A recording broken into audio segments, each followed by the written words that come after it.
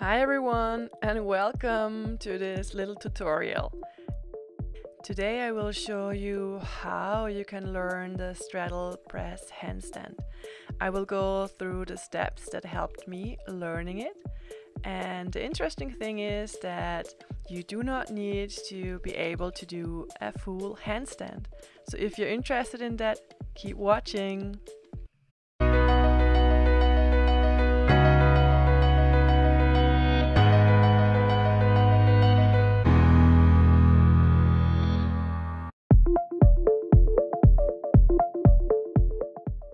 So when I started off learning the straddle press handstand, I was told that it's good if you first are able to do a full handstand and if you can hold that handstand actually. But that was not the case for me. And I still do often not hold my handstand, so that's not really a good skill yet. Although when we are going to learn the straddle press, it is an advantage if you can hold your handstand. But as I said, it's not a must because I also learned it that way. So let me explain you my approach. When I started to learn the handstand, I of course did it against the wall, and that worked after some time. But whenever I did it free, I tried to kick up and I couldn't hold it up there. I couldn't find my balance. So what I was looking for was a more static way of getting up into the handstand, because I thought that would be easier than to find the balance point and hold it. For me, when I press up into a handstand, the transitions are much slower, and for me it's then easier to control them and get into the handstand and also understand the movements.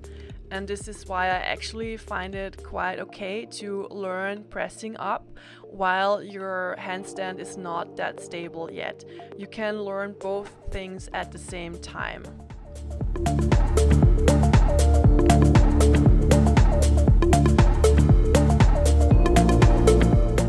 I think it's common sense that when you start doing handstands or straddle press that you properly warm up before. So you can warm up your whole body, but you can also focus more on certain areas like your shoulders, for example. But apart from that, I really encourage you to warm up your wrists. I made a video on how you can do that. I will provide the link for that video so you can use it and really warm up your wrists before you start.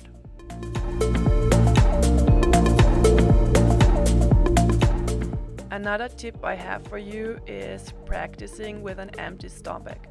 And this is because I'm getting a lot of energy or kind of a pull by drawing my navel towards my spine. That really helps me to lift up my pelvis. So I personally cannot practice with a full stomach. It almost feels like I have to throw up.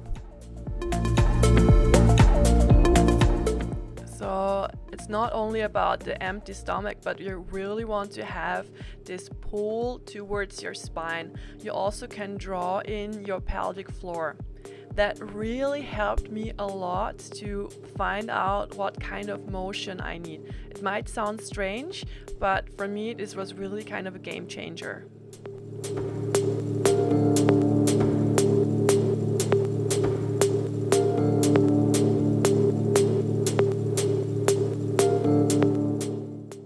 What also helped me personally with my straddle press is that I'm quite mobile. So my forward fold is really good, and this is helpful because you're getting your feet closer to your hands, and this also helps you then getting your hips closer to your hands, or rather above your hands and your shoulders. So your gravity point is already closer to your hands, which then reduces the strength you need to lift up. So this is already quite much related to the next point, which is alignment, but I really wanted to point out that a good forward fold does really help you with the straddle press or even the pike press handstand. So if you want to work on that, I will also link a video for your forward fold so that you can work on that as well.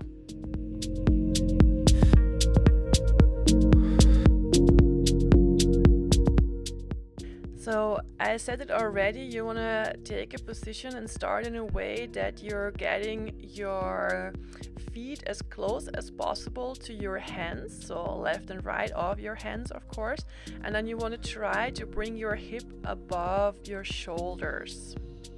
So I usually also try to get onto my tippy toes because that helps me to elevate my hip a little bit further.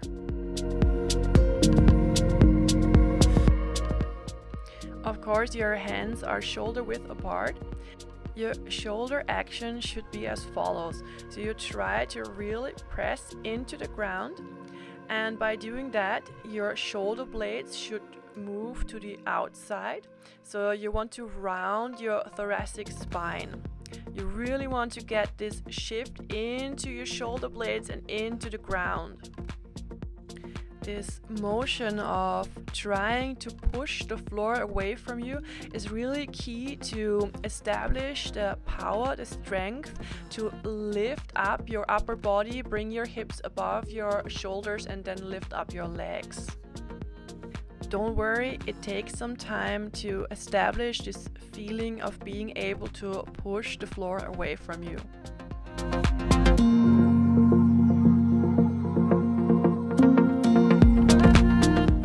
So let's move to our props. What I use are yoga blocks, but you can use any other elevation that you have at home. The higher the elevation, the easier it will be. And then you just place your elevation at the spot where you would place your feet, step on them and try to do the lift up from this heightened position. In essence, the elevation will help you to bring your hip further above your shoulders, and that makes it then easier to lift up.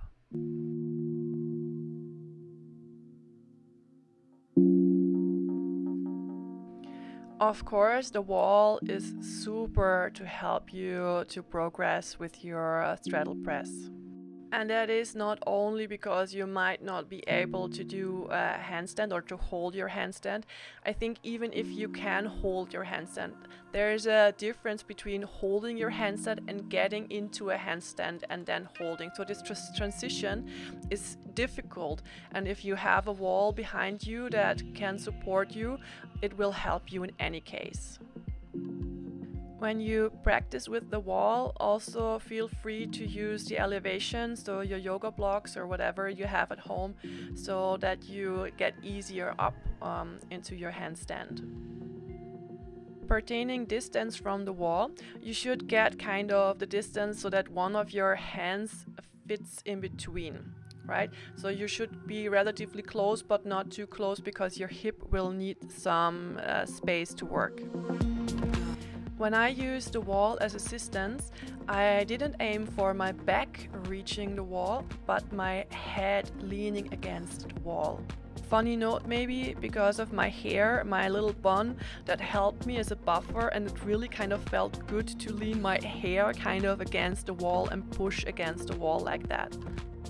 Pushing with my head against the wall really also helped me to activate my back muscles.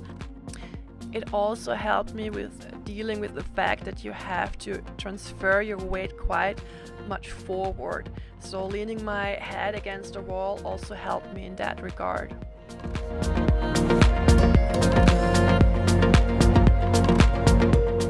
So the straddle press is not easy, so it will take some time.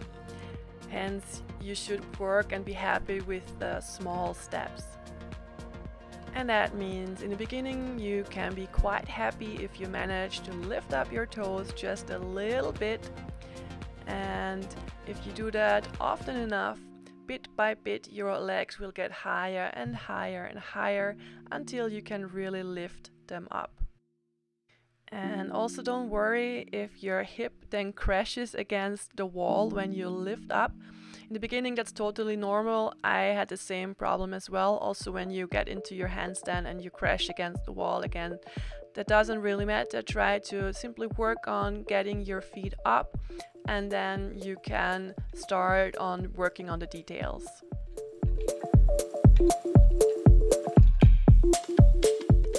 Another super way to help you getting the strength for your straddle is that you try to do negatives. So in whatever way you try to kick up into a handstand against the wall, you try then to find your balance, and when you're up there with your legs, you slowly try to get into the straddle position. And then the next step is trying to slowly lower your legs. This will also take some time to develop the strength. Simply keep on practicing.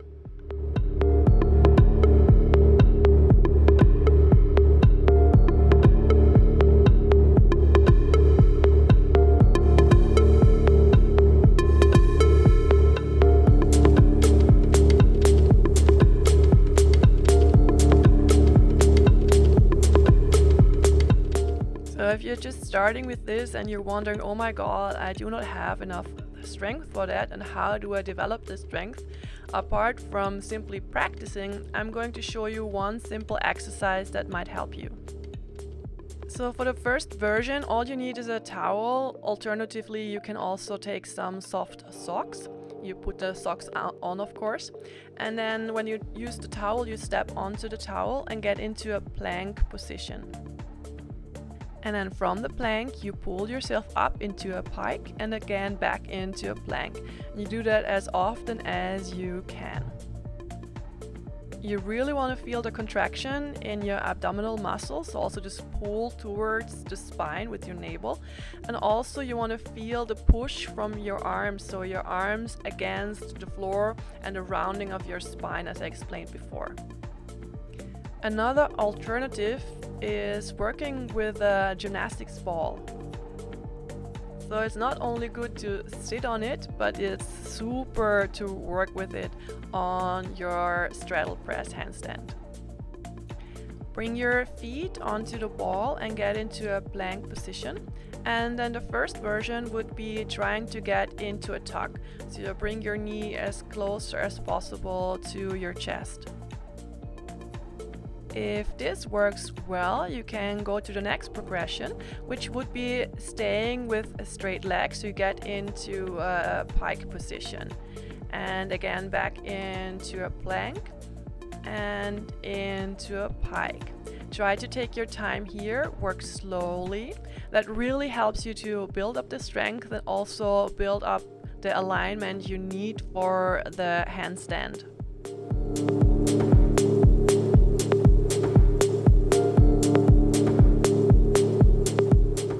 Finally, the same thing with a suspension trainer.